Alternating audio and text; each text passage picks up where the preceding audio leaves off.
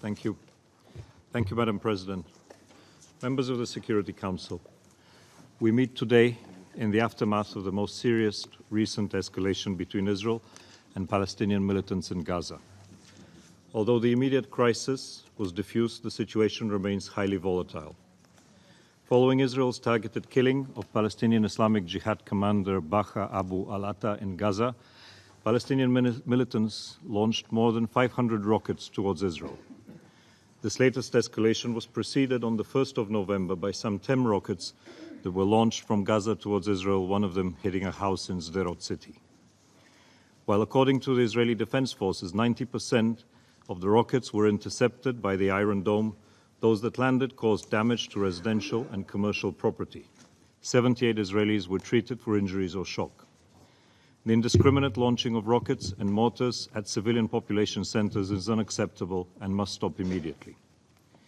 In response to the rocket attacks, the IDF conducted a number of strikes against PIJ and militant targets in Gaza. 34 Palestinians were killed, more than 20 of them identified by the IDF as militants, and 3 women and 8 children as well.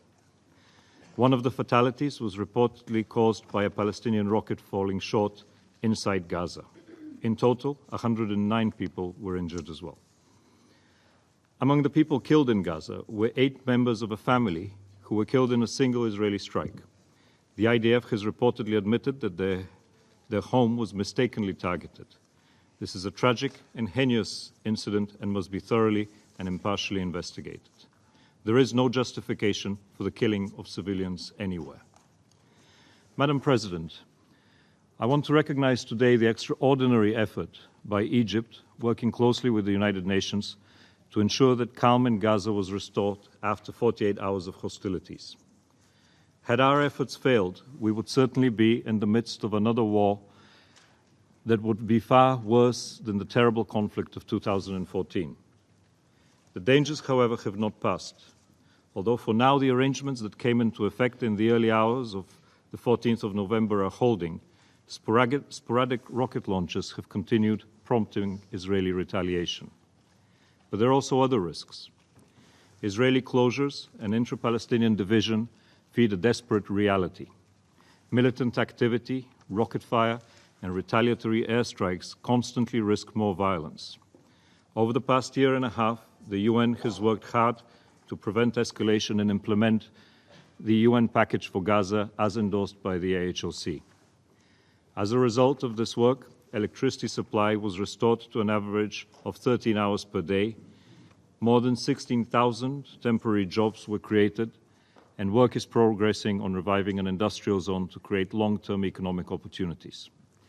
All these measures have admittedly eased tensions, but they fall far short of what is required both in terms of financial resources, political commitment by Palestinian leaders, and measures by Israel.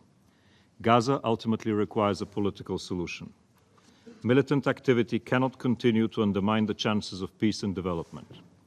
Israel cannot continue with its policy of closures that stifle development. Palestinian leaders cannot continue to avoid the devastating consequences of their internal political division. I take this opportunity to thank those in the international community who have contributed to the implementation of the AHLC plan and call on all to increase their support to UN programs on the ground. Most urgent is the need to address the collapse of the health system in Gaza. Nevertheless, Madam President, our important humanitarian engagement must not divert us from the political goal of helping Palestinians to develop freely, without relentless occupation, and Israelis to live in security, free from the fear of terror and rockets. The only way to ensure this goal is to work towards and achieve a two-state solution, one that is based on relevant UN resolutions, a two-state solution in which Gaza is an integral part of the future state of Palestine. Madam President, protests in Gaza at the Gaza perimeter fence have also continued with a small number of participants engaging in violent activities. The IDF responded with riot dispersal means and live fire, injuring over 300 people, including women and children. Israeli security forces must exercise maximum restraint and only use lethal force when strictly necessary as a last resort and in response to an imminent threat of death and serious injury in accordance with international law. Hamas must ensure that protests at the fence remain peaceful and prevent provocations. But, Madam President, if we want a way out of this crisis, a way out that leads to something more than just another ceasefire, the road is clear. Stop firing rockets, retaliatory strikes and provocations, uphold the understandings that sustain calm in Gaza, redouble efforts to alleviate the humanitarian crisis and lift the closures, and focus on a long-term, sustainable political solution that includes allowing the Palestinian people across the occupied territory to vote and elect their leaders for the first time since 2006. In recent weeks, I have engaged with senior Palestinian officials and different factions, and am encouraged that all sides have moved from their entrenched positions and made important concessions towards making elections a more realistic prospect. Renewing the legitimacy of all national institutions is important for the future of the Palestinian people. In my discussions, I emphasized to all the critical elements that are required for elections to be credible. First, they must be organized across the occupied Palestinian territory, in the West Bank, including East Jerusalem and Gaza, in line with the Palestinian Basic Law, electoral legislation, and international best practices. Second, both legislative and presidential elections are necessary and should be held within a clearly identified and reasonable timeframe. And third, broad intra-Palestinian agreement must be reached on the modalities of holding elections. Madam President, as Palestinians hopefully accelerate their efforts to hold elections, the Israeli-Palestinian political deadlock continues to manifest itself in the continuation of negative trends on the ground.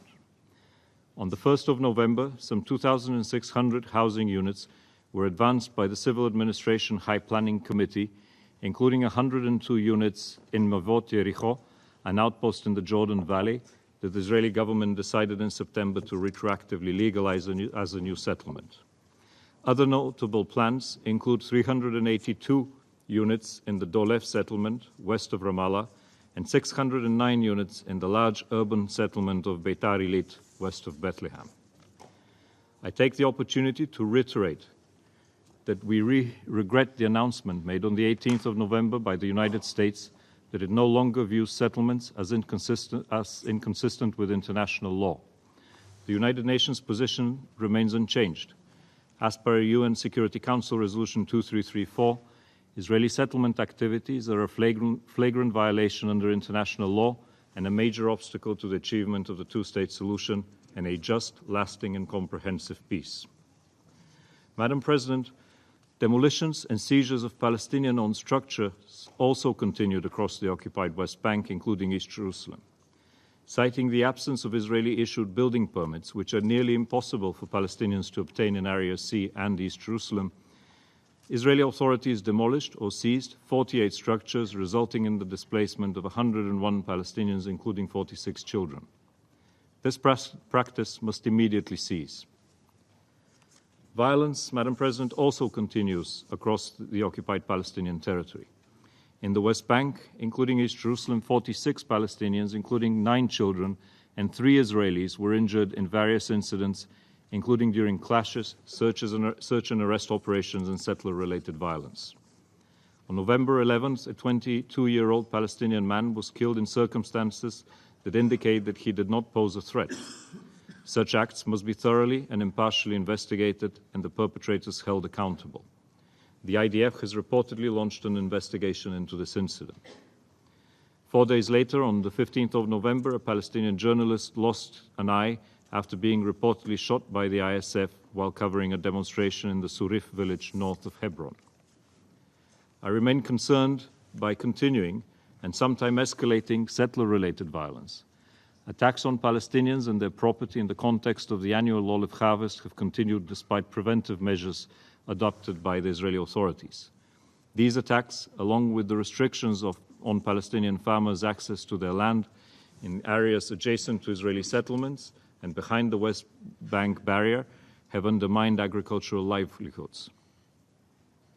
Madam President, despite the agreements reached last month between Israel and the Palestinian Authority, agreements that resulted in the transfer of some $425 million of clearance revenues to the authority, the underlying disagreements between the two parties remain, including over Israel's deductions.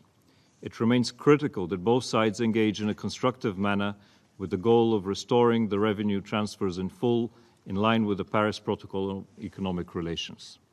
The United Nations stands ready to assist this process. In a positive development, on November 11th, UN Women, with support from the government of Norway, launched a $1.2 million program to support the advancement of women, peace and security agenda in Palestine, including the development of the Palestinian National Action Plan for the next 4 years on the implementation of UN Security Council Resolutions 1325. Madam President, we have regularly updated the Council and its members on the financial challenges UNRWA continues to face. Cash flow is reaching a record low. I welcome the extension of UNRWA's mandate until 2023, as adopted by the Fourth Committee of the General Assembly on November 15th. But given the stakes, I urge the swift mobilization of support to enable the agency to sustain its operations. Madam President, turning now briefly to other developments in the region. On the Golan, the situation remains calm. However, the continued violations of the 1974 Disengagement of Forces Agreement remain of concern, particularly in this volatile time for the region. On the 19th of November, UNDOF observed 2 unidentified objects being fired from a location on the Alpha side and heard 3 explosions. The IDF informed UNDOF that it had intercepted rockets fired from Syria.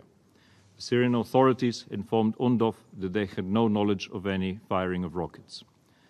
On the 20th of November, the IDF carried out airstrikes against what it described as Iranian Quds Force and Syrian Armed Forces targets in Syria. Further details of the developments on the occupied Golan will be reported in the Secretary General's report on UNDOF due to the Security Council on December 3rd. In Lebanon, peaceful nationwide and non-sectarian demonstrations triggered by frustration against government policies led to the resignation of Prime Minister Saad Hariri on the 29th of October. Security forces have largely responded with restraint, allowing peaceful demonstrations to continue despite heightened tensions and roadblocks. After 1 month of unabated protests, a political deadlock hinders the nomination of a Prime Minister designate and the formation of a new government amidst a rapidly deteriorating economic situation. The United Nations has called for a swift formation of government that is responsive to the protesters' aspirations and which has the Parliament's backing. The UN also encourages the Lebanese security forces to continue to protect peaceful demonstrators.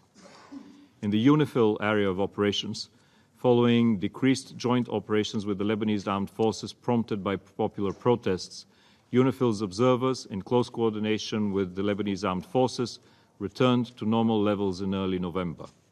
The Council will be briefed on Resolution 1701 on the 25th of November.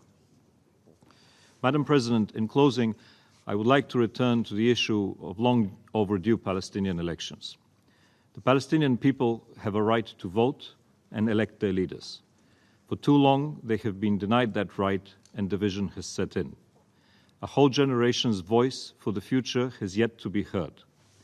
Intra-Palestinian division is like a cancer eating away at the aspiration for statehood, peace, and the commitment to democracy, rule of law, and human rights.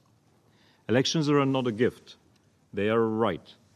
If elections are to build unity, they must take place in Gaza and the West Bank, including East Jerusalem. How can you heal the devastating division if people in Gaza are not able to vote for their future as well? The United Nations will do all that is necessary to support a successful Palestinian election process. But, ladies and gentlemen, we must be cognizant of broader risks as well. The continuing risk of war threatens to upend all our efforts to prevent escalation and revive a political process. The UN will continue our efforts to prevent another devastating conflict despite all odds. Upholding the international consensus on resolving the conflict and all final status issues on the basis of the two-state solution, as per relevant UN resolutions, international law, and mutual agreements, is just as important. Unilateral moves fuel anger and disillusionment and significantly undermine the prospects for establishing a contiguous and viable Palestinian state with Jerusalem as the future capital of both states. Thank you.